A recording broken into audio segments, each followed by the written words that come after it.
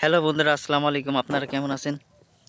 তো বন্ধুরা, আশা করি সকলে আল্লাহর রহমতে ভালো আছেন। তো বন্ধুরা, আজকে আমি খুবই গুরুত্বপূর্ণ একটি ভিডিও নিয়ে আপনাদের মাঝে হাজির হয়েছি। তো বন্ধুরা, এই ভিডিওটি থেকে বন্ধুরা আপনারা অনেক উপকার পাবেন আশা করা যায়।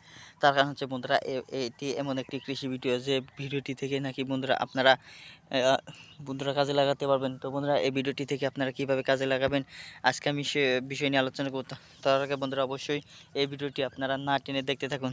তো বন্ধুরা, কারণ হচ্ছে আপনারা যে ভিডিওটি টেনে দেখেন তাহলে কিন্তু বন্ধুরা আপনারা কোনো উপকার পাবেন না। তো বন্ধুরা, এই ভিডিওটি দিয়ে আপনি কি করবেন?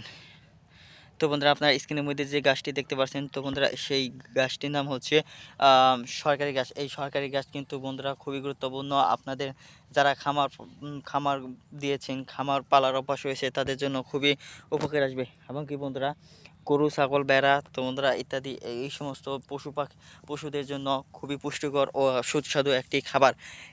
এই পুষ্টিকর ও সুস্বাদু খাবারটি যদি বন্ধুরা আপনারা খাওয়াতে পারেন আপনাদের গরু ছাগল গরু ছাগল ভেড়া ইত্যাদি দিকে, তাহলে কিন্তু তাদের স্বাস্থ্য দিন দিন বৃদ্ধি পেতে থাকবে। শুধু তাই নয়, গরু এবং কি ছাগলের দুধ বৃদ্ধি পেতে থাকবে।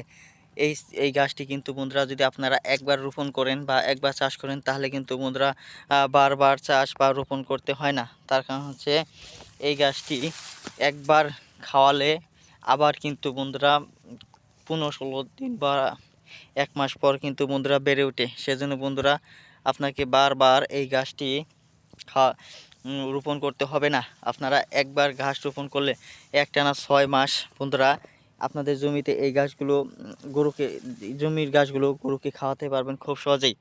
তো বন্ধুরা, তারপর আপনার যদি খাওয়াতে পারেন নিয়মিত, তো বন্ধুরা তাহলে কিন্তু আপনাদের অনেক টাকা বেঁচে যাবে, গরুর দুধ বৃদ্ধি পাবে ইনশাল্লাহ।